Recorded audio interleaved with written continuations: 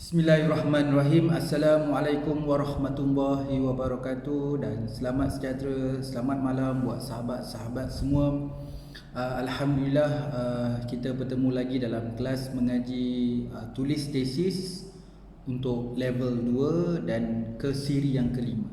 Alhamdulillah, kita dah sampai ke topik kepentingan, masih dalam bab 1 kepentingan, dan bagaimana kita nak memahami kaedah-kaedah yang ada kepada sahabat-sahabat kita, senior-senior kita yang dah habis PhD, bagaimana dia tulis dalam sebuah tesis, kita belajar dan ambil manfaat kepada setiap tesis.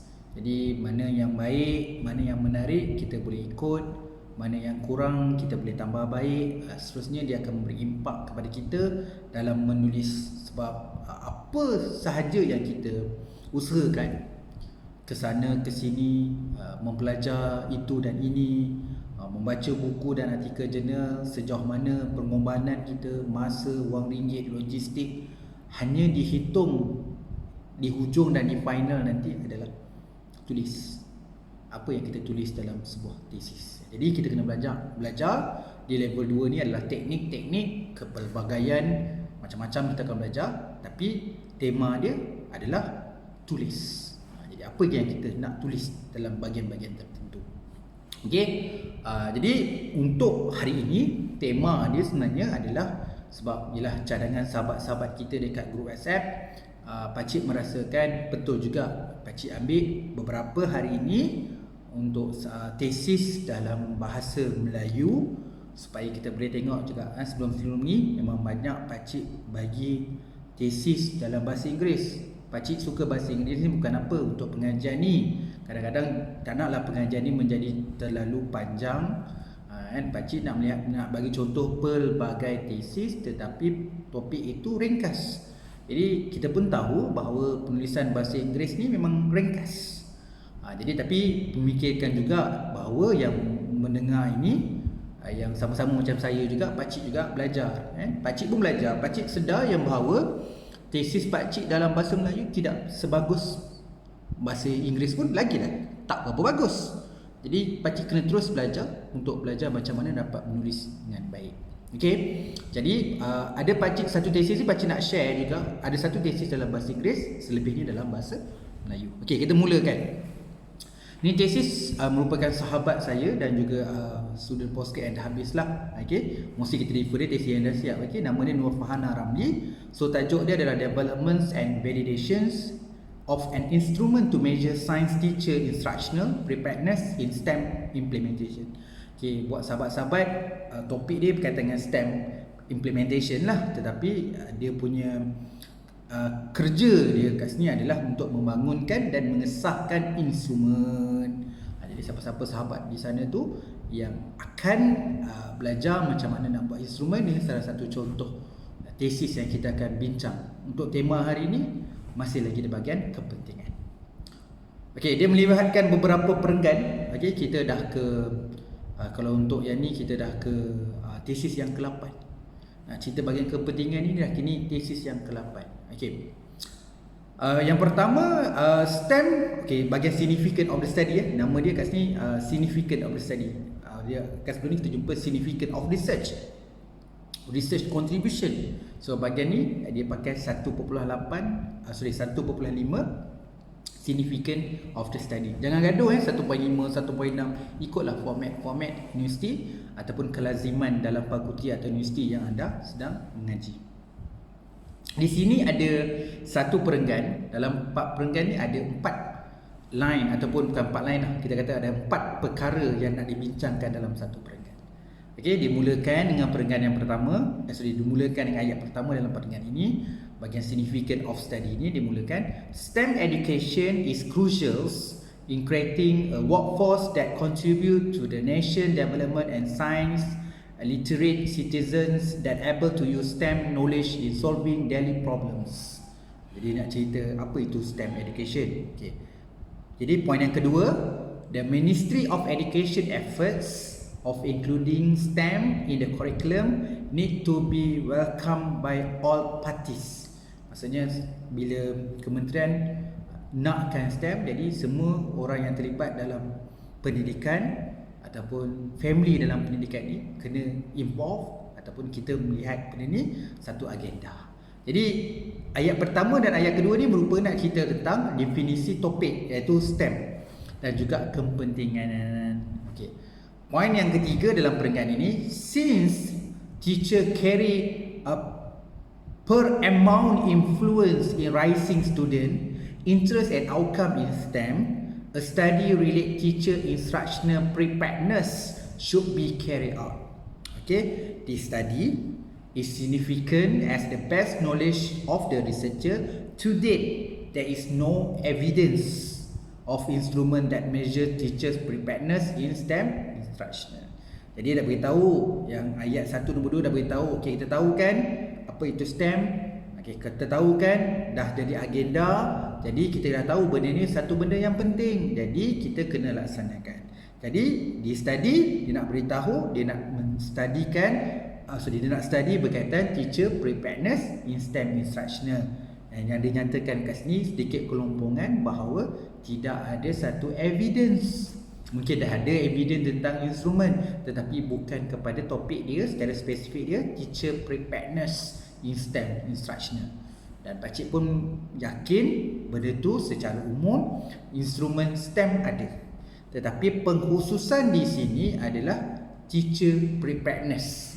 Yang itu yang tak ada. Sebab tu dikatakan there is no evidence. Bila sebut there is no evidence, ada orang kata ini adalah ayat research gap. Ada yang panggil kelompongan.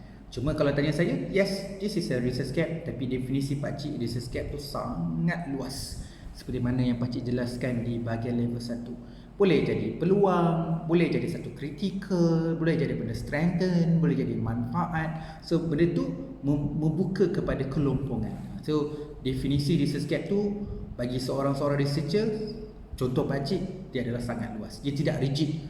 Oh, ni bukan research gap. Bagi saya sebut ke tidak tu, ada orang sebut limitation, ada orang sebut kelompongan ataupun gap. Terpulang, tapi maksud saya dalam sesuatu research, bila kita nak jadi researcher, memang kita kena tahu apa yang researcher sebelum ni dah buat, apa originality kita dalam research ni, yang kita nak mengisi ruang sebagai researcher untuk kita mengkaji, supaya apa yang kita kaji tu benda yang fresh, benda yang ada ilmu, ada knowledge yang dapat dikembangkan kepada orang lain ataupun pas batin kepada next researcher pula. Okay, so ada empat ayat pertama dan kedua cerita definisi berkaitan STEM. Yang ayat ketiga dan empat ni beri justifikasi topik, kepentingan kepada pengetahuan dan penyelidik, dan menyatakan kelompongan kajian. Okay, kita pergi perenggan kedua. Masih lagi tesis yang sama yang berkaitan dengan teacher preparedness STEM ni. Okay, seterusnya perenggan kedua dimulakan ayat. Ini kita boleh belajar juga. This newly developed instrument use item response theory, as this theory will allow more information to be obtained than others measurement theory. Okay. Yang pertama tu nak cakap berkaitan dengan nak bangunkan instrumen ni, kita usekan item response theory. Sebab saya nak cerita kan, sebab 5 ayat dalam perenggan ni menceritakan hal yang sama. Okay, kita sambung ayat kedua. This instrument will go through 9 basic assumption. Proses lah, dia ada 9 basic assumption in Rush model. Titik. Poin yang ketiga, the assumption are item fit. Ini ada komponen dalam tu. Item fit, undimensions, local independence, item polarity, scale revisions, reliability index and spread index.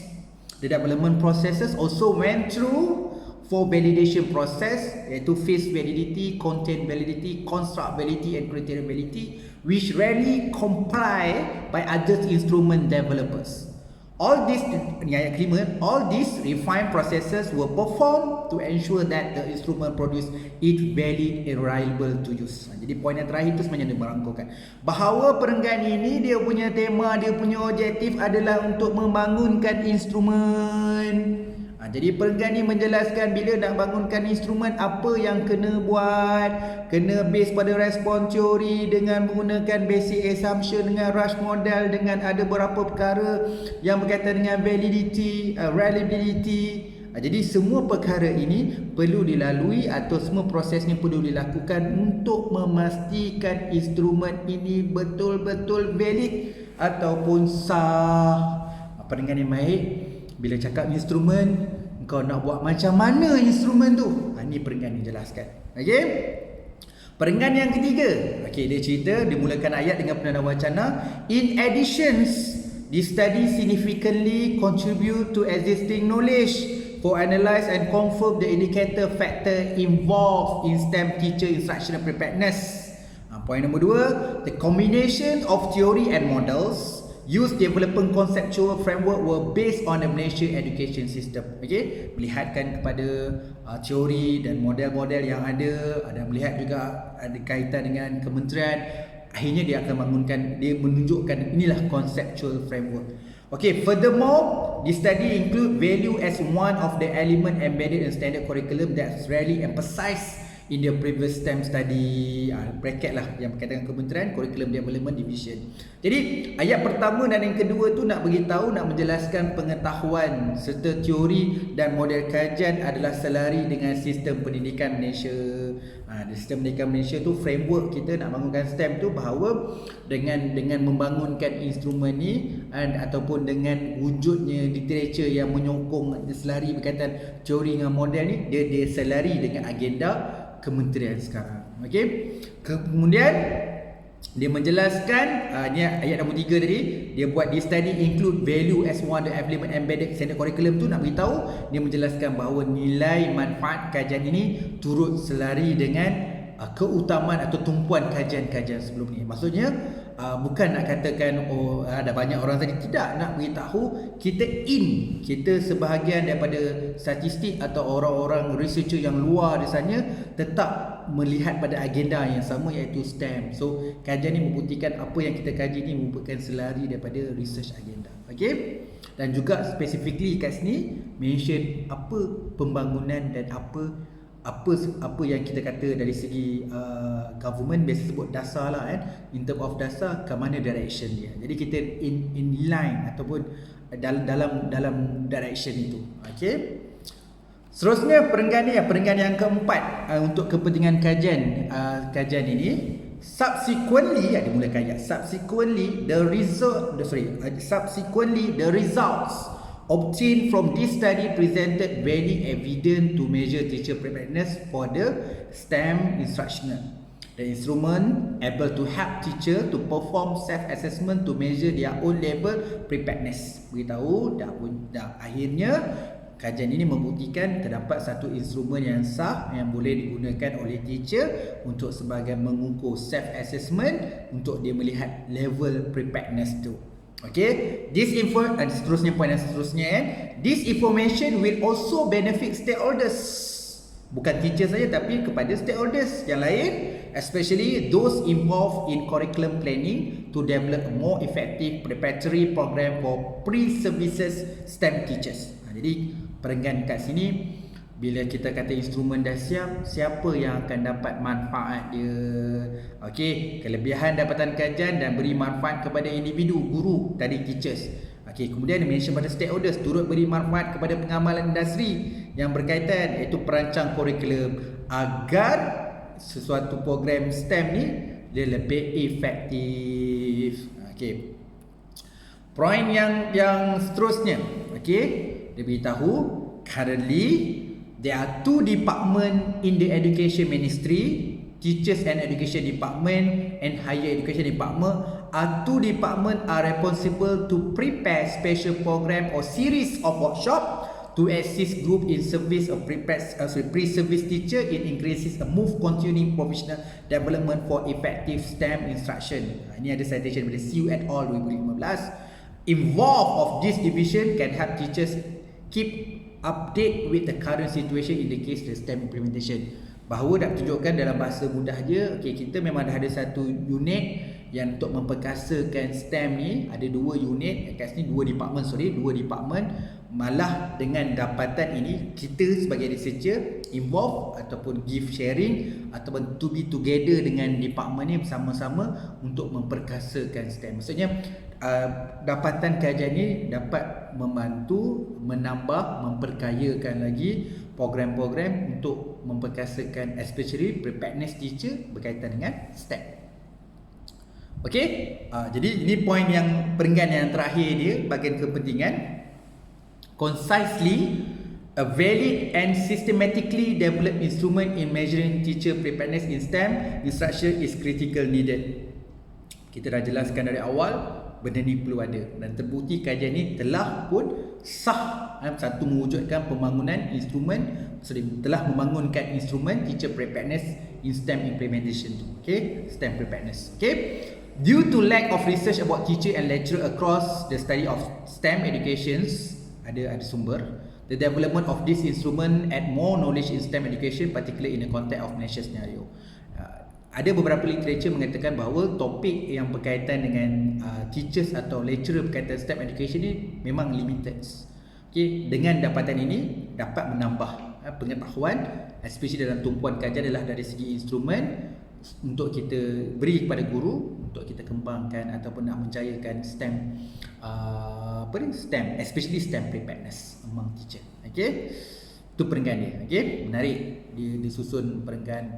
Jadi siapa yang nak menulis bahagian kepentingan kajian boleh ambil idea daripada sahabat ni yang buat membangunkan instrumen kepada teachers punya STEM preparedness. Okey, kita pergi tajuk ataupun tesis yang kedua. Ini tesis bahasa Melayu. Kerap kali juga sebab dia ni dibuat mixed method. Jadi kalau bagusnya dia punya ni, okey, tesis dia kalau supervisor nak buat mixed method, kadang-kadang bukan apa, kadang-kadang student kata tiba-tiba tukar-tukar pula lepas proposal defense nak buat mixed method pula. Jadi asal nak buat kuanti atau kualitatif sahaja. Jadi tesis ni salah satu yang simple kaedah mixed method dia. Tapi bukan nak cerita pasal mixed method, kita nak cerita pasal kepentingan kajian. So, tesis oleh Azizi Jaafar pada tahun 2015, tesis daripada UUM. Tajuk dia adalah penilaian pelaksanaan kurikulum pendidikan Islam sekolah menengah berasaskan model konteks input proses produk. So CIPP lah. Konteks input proses produk CIPP. Tajuk dia penilaian pelaksanaan kurikulum pendidikan Islam sekolah menengah berasaskan model CIPP dari konteks input proses dan produk. Okey, kita pergi perenggan yang pertama. Kita pergi perenggan pertama di topik kepentingan kajian.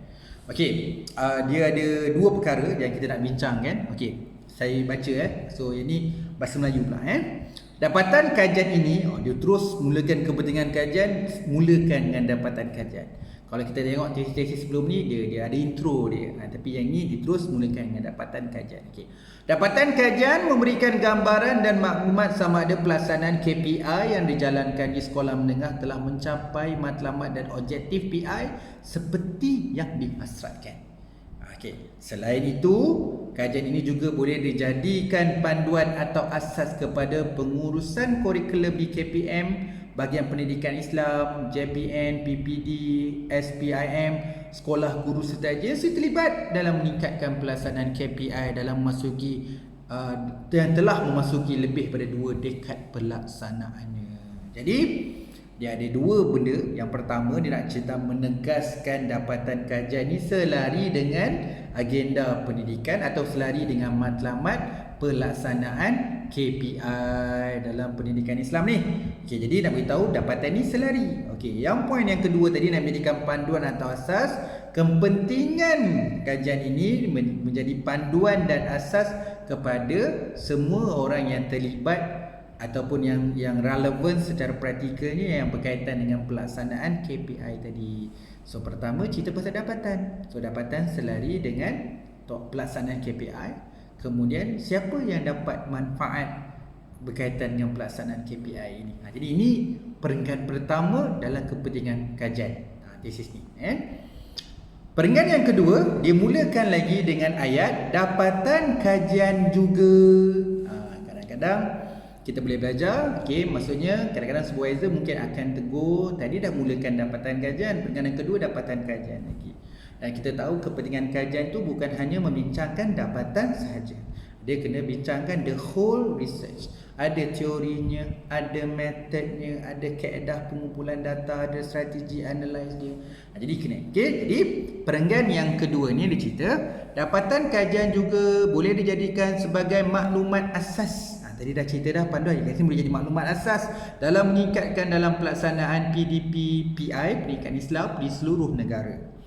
Okey, di samping itu kajian ini juga dapat menyumbang kepada pihak perancang kurikulum baru dan terkini terutama dalam kurikulum standard sekolah menengah yang menggantikan tadi KSSM yang akan menggantikan KBSM pada tahun 2017 nanti. Di sini 2015, so dia cerita pada yang akan dilaksanakan pada 2017 nanti maksud dia. Okey. Jadi ayat nombor 1 dan ayat 2 ni adalah maklumat asas dalam melaksanakan dan menyumbang kepada perancang kurikulum baru. Okey. Jadi sebenarnya yang ni perenggan ni sebenarnya dia ada extend daripada perenggan yang kedua tadi. Perenggan kedua beritahu manfaat kajian ini siapa yang dapat. Yang kat sini dia very specific kepada pelaksanaan PDP PI, especially bila akan ada kurikulum baru nanti. Okey. Seterusnya ayat yang ketiga dalam perenggan ini, kajian ini juga boleh jadikan sebagai asas kepada kursus latihan dan perkhidmatan. So jadi latihan juga pihak KPM, JPM dan PPD boleh merangka dan melaksanakan kursus dalam meningkatkan tahap pengajaran GP. So menjadikan satu benda latihan lah. Poin nombor 4, di samping itu pihak KPM juga dapat meningkatkan kompetensi GPI dengan membuka peluang pada guru menyambung pelajaran di peringkat jazah atau ijazah sarjana melalui cuti sepenuh masa atau cuti separuh masa bergaji penuh dengan tawaran beasiswa persekutuan sesuai dengan target KPM pada tahun 2010 supaya guru di sekolah menengah majoriti memiliki ijazah.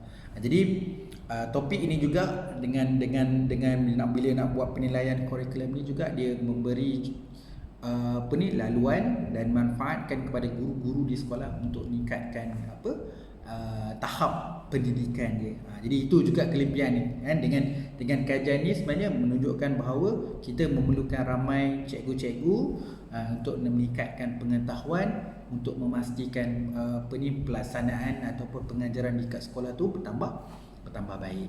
Okey.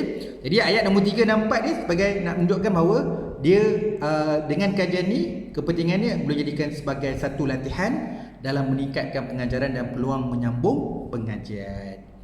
Seterusnya kita pergi perenggan yang seterusnya. Okey, dalam tesis ini berdasarkan cadangan dikemukakan pihak berkuasa juga boleh membaiki kelemahan yang dapat dikesan serta boleh memantapkan lagi kelebihan dan kekuatan yang telah wujud. Pihak PIBG, IBG, Kolej Universiti boleh merangka kursus untuk meningkatkan tahap pendidikan keguruan khususnya untuk bakal-bakal GPI. Okey.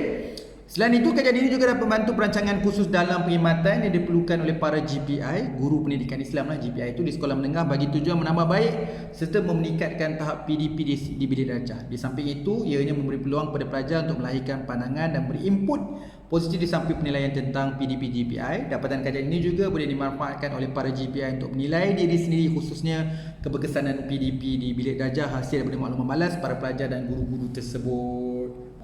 Panjang dia punya perenggan. Okay? Tapi secara keseluruhan perenggan ini untuk menjelaskan hasil kajian ini dapat memberi manfaat kepada semua pihak, BPG, IPG, Kolej, Universiti, GPI bakal ataupun yang sedia ada dalam meningkatkan tahap pendidikan, perancangan kursus, tahap PDP dan menilai keberkesanan. Itu perenggan ini bermaksud. Okey, habis.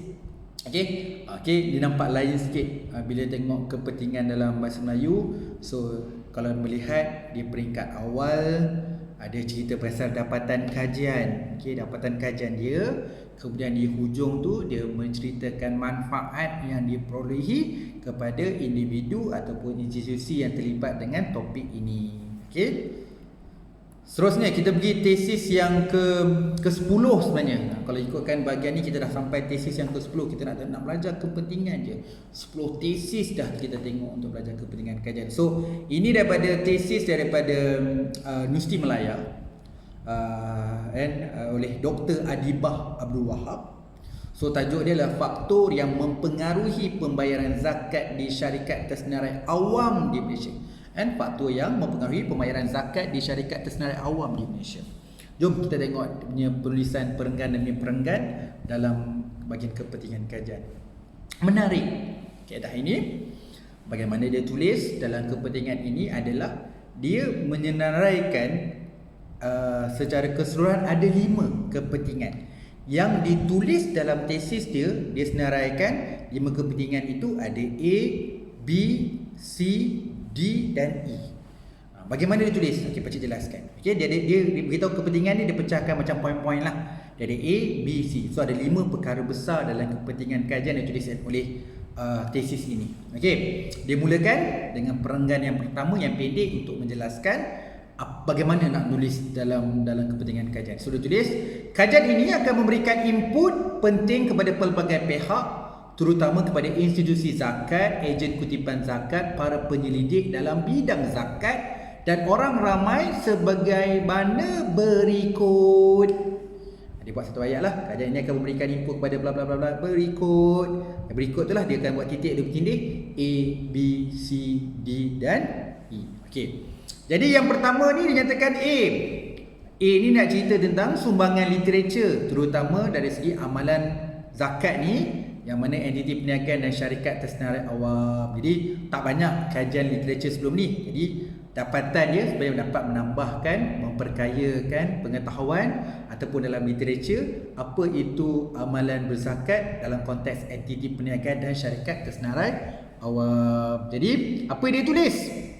Dia tulis hasil kajian ini akan memberikan sumbangan. Ingat akan bahagian bab 1 semua akan, belum kita buat lagi kepada bab 1.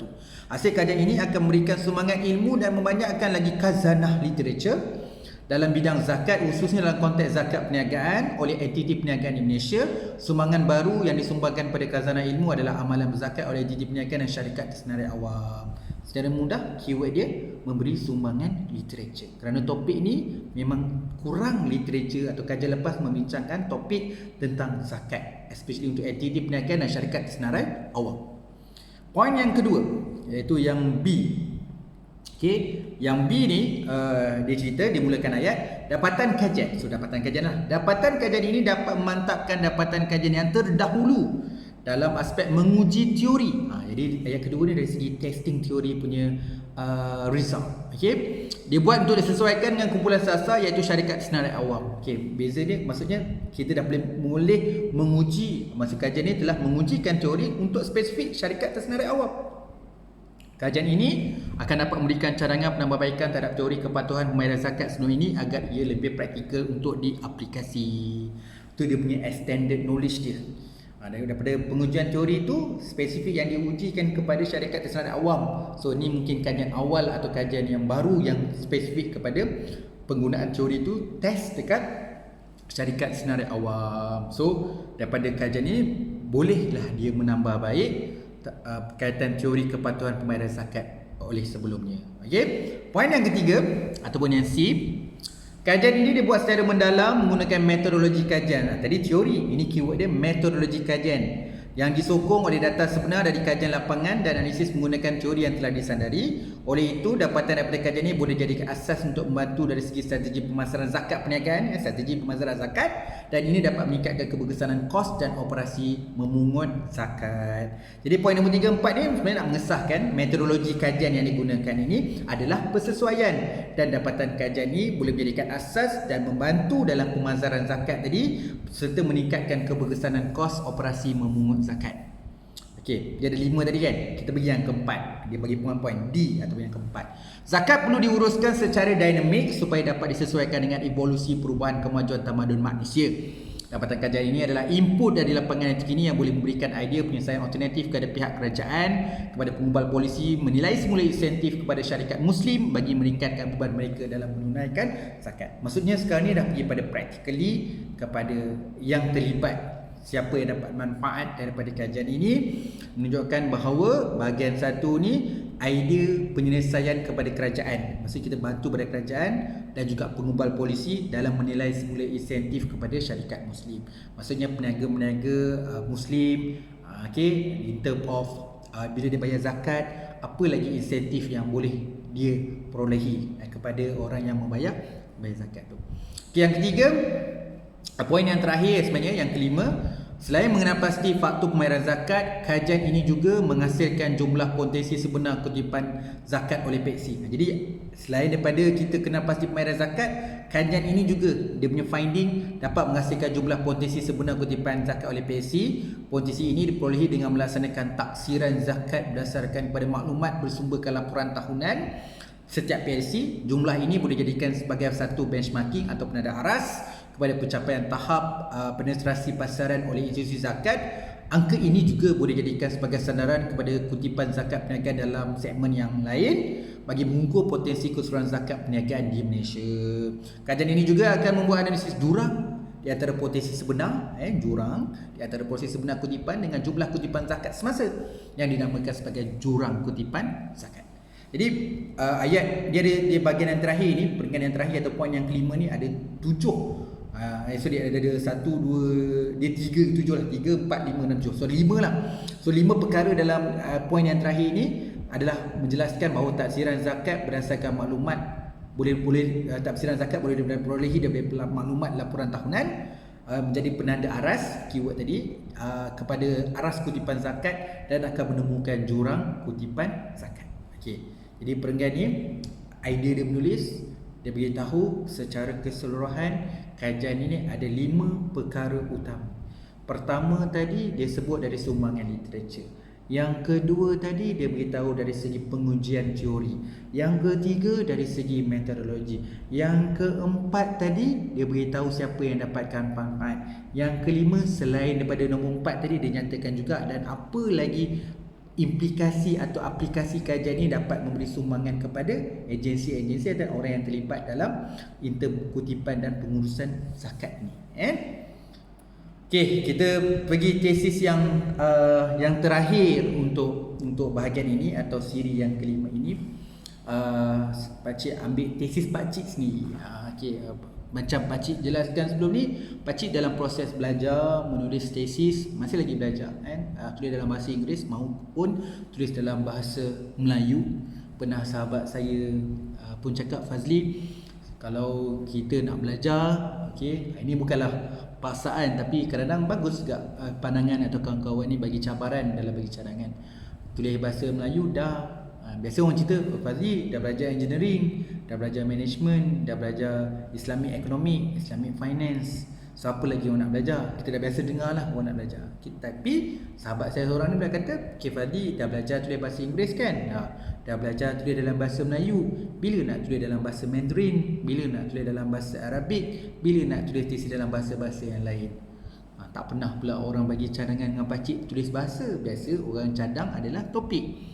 Menariklah, tapi bukanlah nak kata impossible, tetapi nak belajar bahasa ni pun ambil masa. Itu pakcik punya pandangan. Bagus cadangan itu bernas, tapi pakcik kena belajar bahasa yang pakcik gunakan sekarang, iaitu bahasa Melayu dan bahasa Inggeris. Bukan hanya dari segi percakapan pun sangkut-sangkut lagi menulis juga, dengan menulis dengan menggunakan bahasa yang tepatlah. Bila kata begitu sebut yang baik ni nak yang ketepatlah, ke arah penulisan yang tepat supaya penulisan terlebih baik. Okey. Pakcik di sini ikut outline pakcik belajar yang PhD yang kedua tu pakcik buat dalam bahasa Melayu di UPSI. Okey, kepentingan kajian jatuh 1.8. Pakcik tulis kat sini kepentingan dan sumbangan kajian. Okey. Itu dipilihlah setelah berbincang dengan supervisor. Okey. Jadi saya mulakan, saya tulis okey. Kajian ini memberi maklumat awal yang penting khususnya kepada pihak pentadbiran agama Islam di negeri Perak, pegawai penyelaras masjid daerah PPE MD, ahli jawatankuasa masjid dan ahli akademik berkaitan hubungan amalan pengurusan masjid dan prestasi masjid di institusi-institusi masjid di Perak. Okey, peringkat pertama ni sebenarnya nak cerita maklumat asas atau umum dulu kepada pihak yang terlibat dalam amalan pengurusan dan prestasi masjid. Okey. Kajian ini juga turut melibatkan 3 pemboleh ubah. Tadi secara umum supaya kita tahulah tesis ni tentang apa. Okey, dia nak beritahu maklumat awal yang berkaitan dengan topik ini. Okey, seterusnya beritahu kajian ini melibatkan 3 pemboleh ubah utama dalam membantu amalan pengurusan masjid sedia ada, iaitu Selain daripada pengurusan masjid tu, kita ada juga kaizen, orientasi keusahawanan dan penjanaan dana ekonomi. Okey. Dengan kehadiran pemboleh ubah tambahan ini, maksudnya kita ada pemboleh ubah utama tadi adalah pengurusan pembangunan masjid, disokong oleh kat sini lah dalam tesis pakcik bagi tulis pemboleh ubah perantara. Oleh ada 3 tu mediator, iaitu kaizen, orientasi keusahawanan dan juga penjanaan dana. Yang ketiga ni boleh membantu untuk meningkatkan prestasi masjid. Dengan kehadiran pemboleh ubah tambahan ini atau mediator ini, dapatan kajian ini diharap dapat mengenal pasti dan menentukan hubungan ataupun kesan antara amalan-amalan pengurusan masjid, kaizen dan orientasi keusahawanan, penjanaan dana ekonomi dan prestasi masjid di Perak. Oleh itu, hubungan yang dikaji boleh membuktikan dengan kehadiran pemboleh ubah perantara amalan pengurusan masjid berupaya meningkatkan prestasi masjid di negeri Perak. Jadi ayat kat ni sebenarnya nak beritahu adalah apa yang sebenarnya tesis ataupun objektif ataupun tujuan tesis ini. Jadi untuk menjelaskan kepentingan pemboleh ubah, saya sebutkan semua pemboleh ubah tadi dalam menentukan hubungan amalan pengurusan dan prestasi masjid di negeri Perak. Jadi dalam kajian ni ada 5 pemboleh ubah utama, iaitu amalan pengurusan masjid dan juga prestasi masjid. Tetapi dalam kajian ini juga menegaskan ada lagi perantara, iaitu pemboleh ubah perantara, pemboleh ubah tambahan iaitu kaizen, orientasi keusahawanan dan penjanaan dana ekonomi masjid. Okey, seterusnya perenggan yang kedua. Okey, kajian ini turut akan membangunkan dan mengesahkan. Okey, kajian ni yang pertama dia akan bangunkan 5 tadi pemboleh ubah menjadikan instrumen. Dan instrumen itu diuji juga kesan hubungan dengan menggunakan analisis Amos. Okey. Jadi nak dapatkan nak tengok kesan hubungan antara kelima-lima pemboleh ubah. Seterusnya dengan dah menguji hubungan dan dah ada instrumen tadi, dibawa masuk untuk membangun dan mengesahkan sistem masjid. Jadi untuk membangun dan mengesahkan sistem pengurusan penjanaan dana ekonomi, keusahawanan, kaizen dan prestasi. Nama dia PDKKP di negeri Perak. Sistem PDKPP ini dibangunkan secara aplikasi web bagi meningkatkan amalan pengurusan, usaha penambahbaikan dan perkhidmatan karya dalam pembangunan ekonomi masjid. Jadi perenggan yang kedua ini nak menunjukkan selain daripada gunakan pemboleh ubah tadi, nak melihat kesan. Seterusnya kita boleh kata perenggan ini nak cerita objektif yang kedua atau yang seterusnya, iaitu untuk membangun dan mengesahkan sistem pengurusan masjid.